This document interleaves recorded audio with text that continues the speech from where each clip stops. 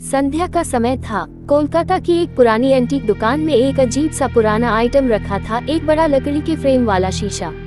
शीशा काफी पुराना था, लेकिन उसकी चमक अब भी रहस्यमय थी, मानो उसमें कुछ छिपा हो।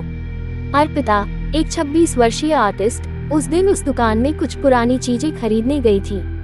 उसकी नजर उस शीशे पर पड़ी और जैसे ही उसने उसे देखा, कुछ पल के लिए उसकी आंखें वहीं ठहर गईं। दुकान का बूढ़ा मालिक बोला, मैडम, ये शीशा ना खरीदिए, ये खतरनाक है, बहुत कुछ देखा है इसने।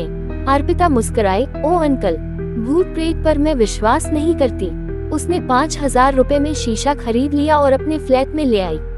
उसे नहीं पता था, उसने सिर्फ एक आइटम नहीं, एक श्राप खरीद लिया था। अगले दिन जब अर्पिता ने शीशा अपने बेडरूम की दीवार पर लगाया, तो उसने ध्यान दिया कि शीशे में उसका प्रतिबिंब कुछ सेकंड देर से हिलता है। लेकिन उसने सोचा शायद वो थकी हुई है। रात को जब वो सोने गई, तो उसे ऐसा लगा जैसे कोई उसे देख रहा है। उसकी आंख खुली और उसने देखा कमरे का तापमान अचानक गिर गया था, सांस से धुआं निकल रहा था। उसने कमरे की लाइट जलाई, सब कुछ सामान्य था, लेकिन तभी उसकी नजर शीशे पर गई। उसमें उसका प्रतिबिंब नहीं, एक औरत खड़ी थी, लंबे बाल, सफेद साड़ी और काली आंखें। अर्पिता की चीख निकल गई, लेकिन जब उसने दोबारा देखा, शीशा खाली था। अर्पिता को लगातार डरावने सपने आने लगे। हर सपने में वो एक ही कमरे में होती, जहां वही शीशा होता और उसमें से वो औरत बाहर निकलने की कोशिश करती। वो सपने इतने असली लगते थे कि वो बार बार पसीने में भीग कर उठती। कभी कभी उसकी नींद खुलती तो उसके कमरे की चीजें अपनी जगह से हिली हुई होती। एक दिन उसने अपने दोस्त रोहित को बुलाया और बताया कि कुछ तो गड़बड़ है। रोहित ने मजाक में कहा, तू तो ज्यादा ही हॉरर फिल्में देखने लगी है। लेकिन फिर कुछ ऐसा हुआ जिसने रोहित का विश्वास भी हिला दिया। रोहित वही रात अर्पिता के फ्लैट में रुका। उसने सब कुछ खुद देखने का फैसला किया। रात 2 बजे, जब सब शांत था, अचानक शीशे में दरारें पड़ने लगी, पर शीशा टूटा नहीं।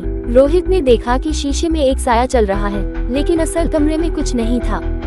वो डर के मारे अर्पिता को जगाने गया, लेकिन तब तक बहुत देर हो चुकी थी। अर्पिता की आंखों के सामने रोहित का शरीर हवा में उठ गया और जोर से दीवार से टकराकर गिर पड़ा। उसकी गर्दन अजीब एंगल में मुड़ी थी, वो मर चुका था। पुलिस आई, लेकिन उन्होंने इसे एक्सीडेंटल फॉल कहकर केस बंद कर दिया। पर अर्पिता जानती थी, ये कोई सामान्य मौत नहीं थी। अर्पिता ने शीशे की असली सच्चाई जानने का फैसला किया।